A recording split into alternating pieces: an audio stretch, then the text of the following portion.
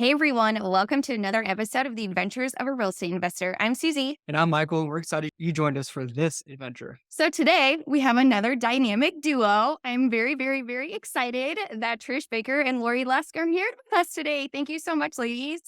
Yeah, Thank thanks for you. having us. Thanks for Yeah. having us. Yeah, it'll be a lot of fun. I love having women on the podcast, but I met Trish through GoBundance, which is super awesome. I am now officially in her pod once I go next week. And so I'm just excited, to be here with you, Trish. And then I am very excited also to have Lori on with Trish because they made a super amazing handbook, which they will be talking about later in this episode. So stay tuned. Absolutely. Absolutely. Well, obviously, Susie knows a little bit about, or a lot about you, Trish. And we both want to learn more about you, Lori. So, would you guys mind? We'll start with Trish, sharing a little bit about your background, like why you started investing in real estate. Sure. So I started my career in accounting. I have an accounting degree, and I did that for a few years and decided didn't really love that too much and got a teaching degree. So I went back and did some teaching, and then I had my kids, and I was like, this is not flexible at all. So then I started going back to accounting and did that for 10 years. And I worked at a real estate investment company under the CFO. And after 10 years, the partnership kind of like dissolved. They were no longer a partnership, and I ended up not having a job anymore. But in the meantime, I was researching and learning and reading about real estate because it's always been something that I was very interested in. And within a few months, probably 2 months after I lost my job, I bought my first short-term rental. And that was in 2019. And it was in August of 2019. So I was humming along, like loving it. And then COVID hit in 2020. So it was kind of an interesting intro to short-term rentals and then, just all the COVID stuff during that time because we weren't allowed to actually rent our house out for a couple months, but pulled through and have been doing short-term rentals and then also some long-term BRRRR strategy and some other investing more passively since then. Awesome. Yeah, thank Well, you. thank you for sharing. I have several questions, follow-up questions, but before I get into those, I wanted to let Lori give us a little bit about her background, like why she started investing in real estate as well. Yeah, so I'm from the Pacific Northwest, so I'm a West Coaster, but I also have an accounting background. And so that's another thing that Trish and I kind of bond over. So I worked in accounting for probably about 10 years, and then I kind of got scooped up by a commercial real estate firm here in Seattle. Hmm. So then I started working in commercial real estate, doing mostly triple net leases, working in retail. It was a lot of negotiation. I also worked on the acquisition development. So we would buy property, do all the entitlements, and we would build different buildings for national retailers. Oh, cool. So I kind of had that experience for work. But then when I was back in 2011, I was looking for a new house. And back then, you could actually buy a house for cheaper than rent. So I decided, well, maybe I'll just buy a townhouse instead of renting a condo or whatever else. So bought my first townhouse and then met my boyfriend back then, who's now my husband. And when we moved in together, then I became a landlord. So we kept the house and I rented it out. And that was kind of my first experience with investing in real estate. And the best thing about that property is it actually appreciated quite a bit. So I was able to take those funds and then I rolled them over into a fourplex and a 16 unit. So that's kind of how I got started in real estate. So this is really cool. Of course, I got more questions for you as well, but maybe I could ping pong both of you guys here. Like, first, I have a question, or yeah, it's a question for Trish. So, obviously, you said you bought your first short-term rental after you lost your job. Okay, first thing that people are not thinking about, right? Like, is when they lose a job, is like, hey, you know what? I'm gonna go spend a bunch of money on real estate because that seems to make a lot of sense, right? You find like there's like this mental block that a lot of people have where they're like, oh, I don't have money now to invest in real estate. I'll wait, right? Or I'll wait. And they keep kicking the can down the road. Like, especially when you lose a job, it's like that's the last thing you're thinking about for a majority of people. Like, why or, what motivated you to purchase a short-term rental after losing a job?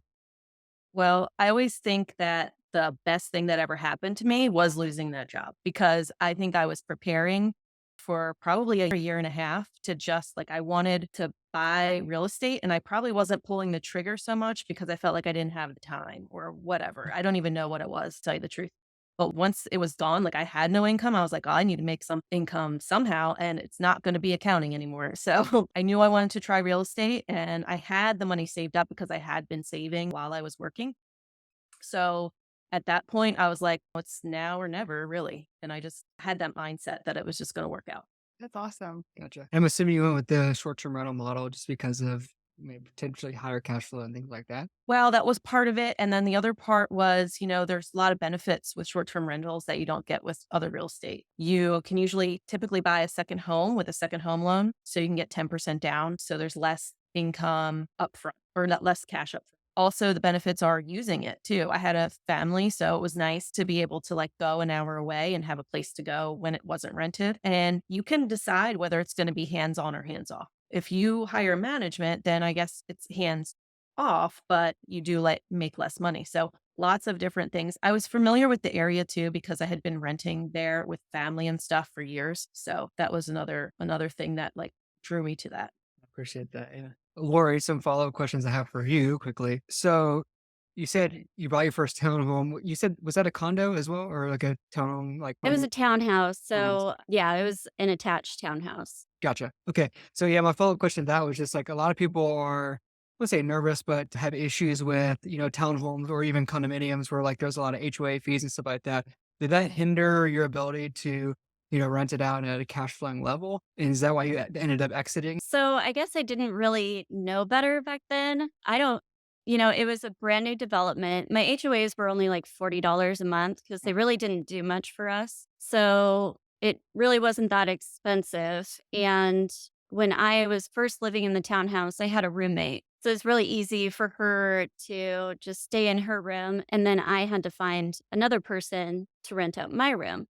Okay. So I actually had 2 people, and I'm pretty sure I had them sign leases. It was a while ago, so I don't really remember that well. But, really the reason that we decided to sell it is just because of the massive appreciation that we had in the area. So, we looked at it and looked at how much money we had into it and what we could make. And so we're like, well, we can really take that money, we can put it into other real estate, something that we can have some forced appreciation in and kind of leverage our money that way. So, Love it. Love it. Me too. Where are you two at with your short-term rental portfolios? yeah. So right now I currently own 5 properties and then I co-host 2 more. Oh, cool. So So it's being a co-host. Does that mean you're managing your properties, but then you're joint with somebody else on them, or are you just managing those other 2 properties, the co-host? So I manage all of my own properties and then I co-host for other people. So I manage their properties. Gotcha. Okay. It's So it was, not like yeah. somebody you split the cost of going in and then you're splitting the hosting responsibilities. You're actually managing co-hosting for them. Yep. Yeah. So I'm managing, I do all the day to day stuff, like all the messaging with the guests, if there's any issues with the home, anything like very similar to what a property manager would do. But I'm a co host on their listing, which the benefit to that is that if we ever break up, if we decide to end our contract, then that person gets to keep all of their reviews and all of their history that they have on their property, as opposed to if you went to like one of the big property management companies, you would be under their umbrella. So they get to keep all the reviews. And as soon as your listing goes off of their platform, you kind of have to start fresh. So that's one of the benefits of co-hosting. Cool. Thanks for sharing. Trish, sorry, I Mhm. had to interrupt. If you want to share where you're at in your short-term rental portfolio. sure. I have 2 short-term rental properties and they're larger 6-bedroom homes or 4 to 6 bedroom homes. And I like that model because you can have less properties, and the more properties is not necessarily the better because the income or the cash on cash is better with like a lot of the bigger homes where more families can come at one time. So I am looking for more, but in the last year I had planned on buying a few, but didn't really see any deals that floated my boat. So I'm hoping things start to pop up soon because I'm ready for the next one. No, and I like that you two kind of have 2 different like views of it, right? Like I've heard of co-hosting, but never heard somebody talk about it. And you never really ever hear about people buying the bigger, and I'm going to use the word luxury homes, because a lot of times you think about it and it's like, oh, the couple that wants to go away for the weekend. So then you see something very small, or you do see something for families, but never that large. So I like how both of you have chose something, I mean, in my perspective, like completely different in the way of attacking it. Yeah, Yeah. totally. And I think it's when you think about short term rentals, if you think about the back end, a lot of that stuff is all the same. So you're still communicating with the guests. You're still going to have issues with your home. Kind of the structure that you build around your short term rental business is going to be pretty similar, whether you're doing a small condo in a downtown area or if you're doing a luxury home in the mountains. So, just really being able to set up your systems, and then it's easy to plug in more properties. Like it's really easy to scale once you get your systems in place. Absolutely. How did you decide to go after that type of property, Trish? I mean, besides like having a family yourself, like just out of all of it, what made you go that direction? So I am one of 5 children in my family. And when we travel, we usually have to look at those big properties, whether they're luxury or just lots of bedrooms. So I'd always rented things like that, not by myself necessarily or my personal family, but with my extended family. So I thought, well, if I'm going to get a place, I want to get a place that everyone can come, right? So that was my first initial thing. And then it was doing so well because I get a lot of people that, girls trips or golfing with a bunch of guys come, or I don't know, I get like groups, and groups aren't always bad. I know people get bad reps for groups and stuff, but when I go with my friends, like we don't destroy the place. A lot of times we're just there to hang out and like just chill. So I like that idea because everyone can split the cost. So when we're talking about the bigger properties, yeah, they're more expensive per night, but you can sleep 15 people. So really not that much more expensive than renting maybe a family of 4 renting a 2-bedroom, or maybe it's even cheaper. I agree. So how do you get past though that roadblock though of trusting groups? Because I hear over and over again, groups destroy. And I know groups also don't destroy, but we're only hearing about horror stories often. What do you do to vet the person who I guess is inquiring the rental? Yeah. So I guess the main thing is just asking them a couple of questions up front. You can ask them, how many people are coming. You can ask what their age is. We also have age restrictions. So for us, you have to be at least 25 to be able to rent the property. And we ask like what brings them to town. And so if they're like, oh, well, we're coming for a crazy bachelor party, or, we want to, is it okay if we bring an extra 10 people? Then there's some red flags there when you ask those initial questions. So it's really about screening people up front, and not everyone's going to be honest. So you might have some issues that come up, but it really helps. I would say too, in your rules, like you'll have your rules listed on your listing, you'll have your rules. We have a system where they are asked to specifically say that they read and agreed to all of our house rules. So a lot of that up front before they even book is a red flag for anybody who wants to like throw a crazy party, right? They're going to get kicked out. They're not going to get their money back, whatever the situation is, but they know up front that we don't do parties, that kind of thing. Yeah, absolutely. So like Susie and I rented a place for Christmas for my family. And it was like, I think the limit was like 8 people. Like we had a couple extra people come in and out, like, because people were coming up when they could and stuff like that. But like, I was like, oh, we're like 2 or 3 people over the limit, but like, it's not like we're out there like partying and destroying the house or anything like that. We're like, It was like if an extra guest come for an hour. yeah, do we Is need that to okay? notify the your host? But anyways, I think it's all fine. Yeah, we left a really good review. So are you setting rules? Like, I'm not sure why this is being called. That's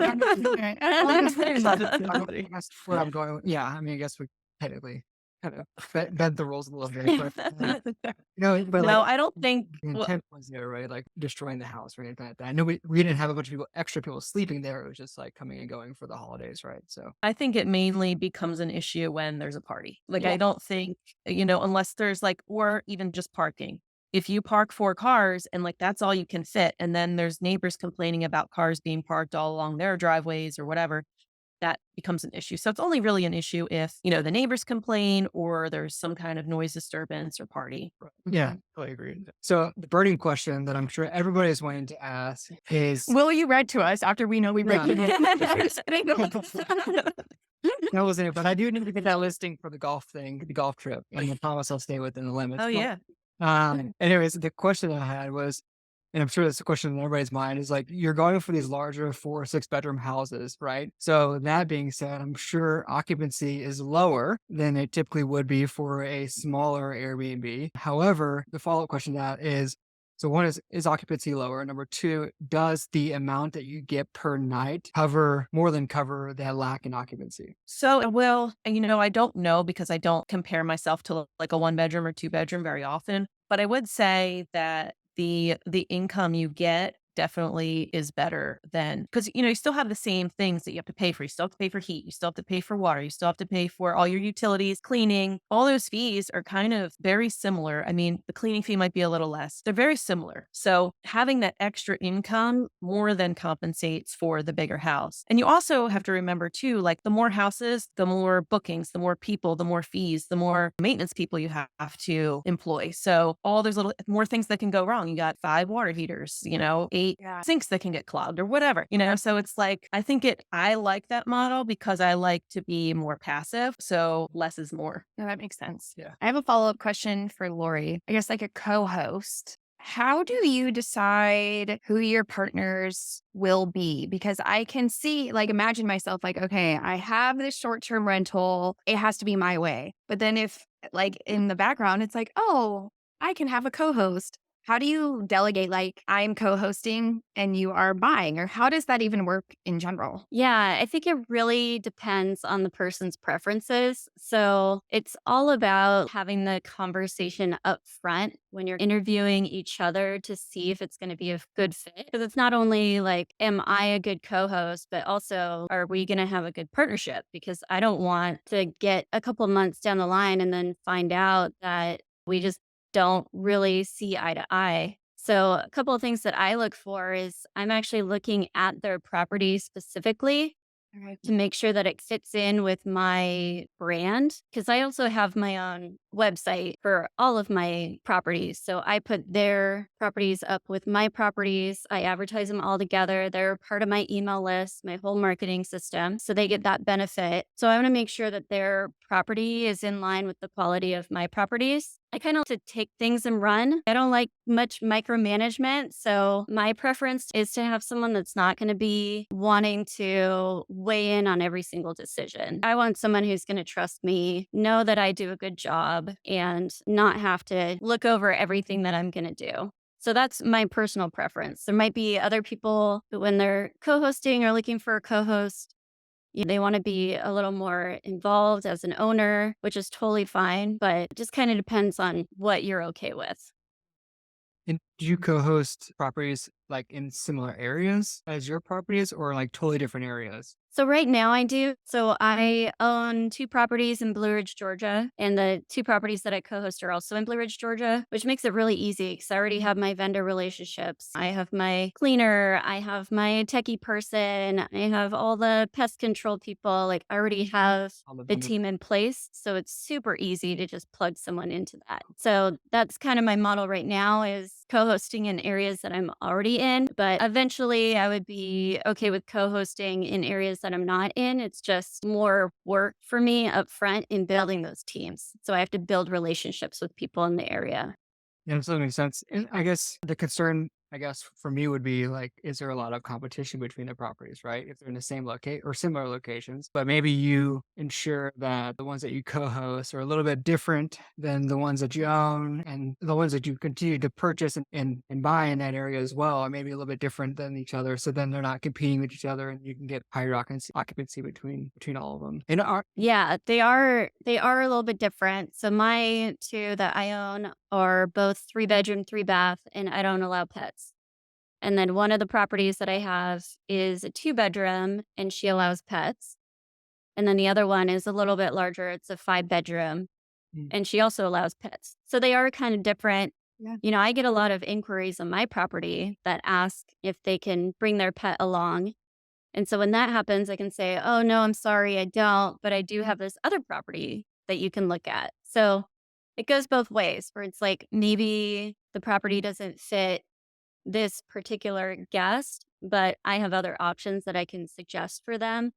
or if they're looking for a lower price point, but they don't have as many people, I can suggest the smaller cabin. So yeah, I feel like that's nice to have a little bit of a mix in your portfolio. Yeah, totally agree. And what is like a typical like co-hosting management fee? It's like a percentage Yeah, of so it kind of varies. So typically what I see is anywhere between like 15 to 25% is pretty typical. If you get up into the property managers, they're usually like 30 to 50% even. Wow. Yeah. You get some of the bigger people, like I was paying one 28%. And then there's all these other little hidden fees that you don't even think about. So that's just off the top. overhead. And then, you have to pay for their insurance policy. And, there's all these other costs that end up coming in. And so then you're paying more like 35%. But Well, that's fun.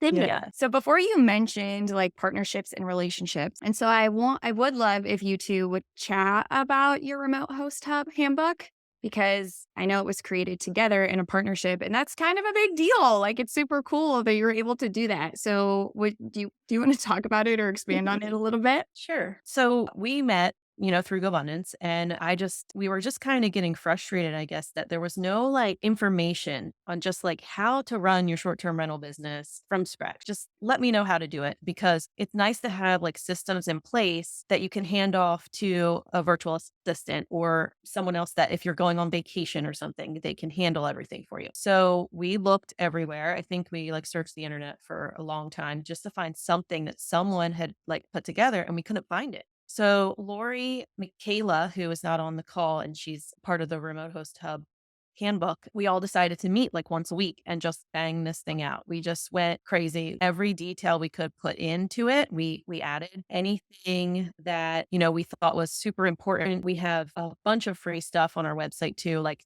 free message templates, free done for you list to like buy all the stuff you would need for a short-term rental. So we just basically took everything that we do every day, and even like from the setup of the property, Wow. and put it all in one document. And it's basically like pretty much everything you need to know to get started from day one. Yeah, that's awesome. And like what I want to add to this is that like as entrepreneurs, like we constantly think we need to be like making something new and doing something fabulous. But like this is a great example of like this works, like save yourself the heartache and the trouble of like, because you're just going to spend hours and hours and hours coming up with probably 80% of the same things that are in this handbook. So why not just like give yourself the break and save the time so that like you can go into it with 100% success. That's the point too, is that it's not like Trish, Lori, and Michaela all made this so that they could hold it to themselves. Like this was like written and created because they want you all to succeed as well. Like that is the whole point of this journey. And the handbook is amazing. So I do 100% recommend that you get it yourself, because you will not be disappointed whatsoever. Oh, thank you. Thank It you. was a lot. It was, 9 months of coming up with this. So it was pretty comprehensive. Right? Think about all that you can get. Like you literally shorten your learning time by 9 months. Mhm. That's a lot. Yeah. Yeah. And the thing that we wanted to have was like a really like kind of a step-by-step process on how you can do everything. So it's not meant to be entertaining or like fluffy like a book, it's really like the information and the facts, and like this is how you do it.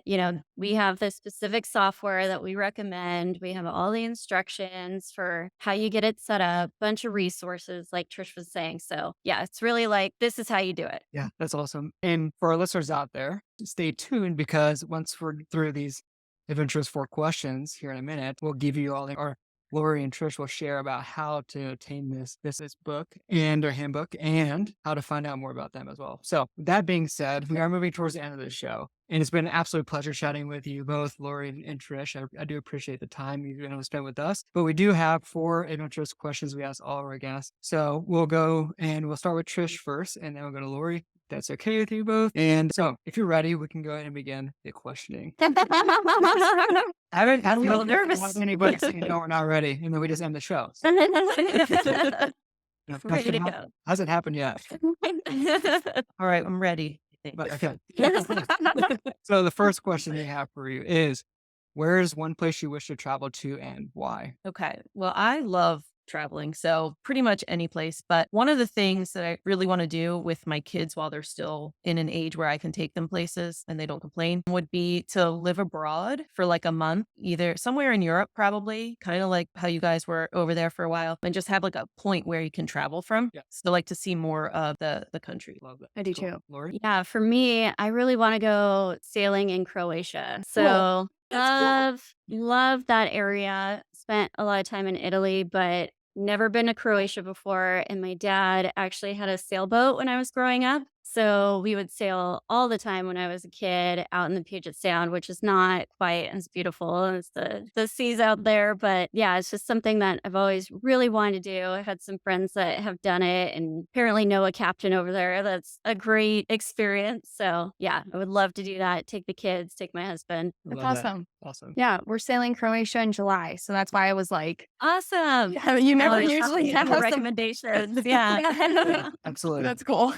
Get on the trip, Laura. Right. Yeah, right? Are you inviting me? Definitely chat afterwards. Right. Yeah. Okay. So then the second question is, what is one thing on your bucket list and how are you leveraging real estate investing to achieve it? So one of the things that I'm doing is I'm going to Dubai in November. And so that's obviously very easy. I just basically use real estate to pay for all of my adventures, everything I want to do. So that's one of the things that I'm going to be doing soon. I love that. It makes it so much easier and when you know that you can do it from anywhere. Mhm. Yeah. And, even though the time difference, it's not even a big deal. Yeah. So for me, my biggest bucket list item is rafting the Grand Canyon. So when I was in college, I was actually a whitewater river rafting guide. And so that's one thing that I really want to do, but it's like a 2 to 3 week trip, totally off grid, like no phones, no electronics, no anything, just camping on the side of the Grand Canyon. So that's one thing that I really want to do. That's cool. amazing. That is cool. Yeah, one person that we know who's a note investor, actually, she was like a guide for those trips in Grand Canyon, right? Yeah. Oh, awesome. Yeah. Because she was a river engineer. So she was doing Oh. stuff like that. I know. I learned a lot. I was like, I didn't even know river engineers exist. But Yeah, that's awesome. that's cool. So that's something that we want to do as well. So that's really cool. Love Yeah. that. The third question is, what is one piece of advice you have for someone who wants to start passively investing in real estate? I would say invest in your education, invest in your systems. All of those things really make a huge difference before you start. Learn what other people have done. Find people that are doing what you want to do and follow them or reach out to them and ask some questions. People are happy to answer questions, especially from people who are motivated and interested, because most people want to help other people. I think that's just the feeling that Yeah. humans have. Just reaching out and just saying what you're interested in or putting it out there. Don't be afraid to just get started.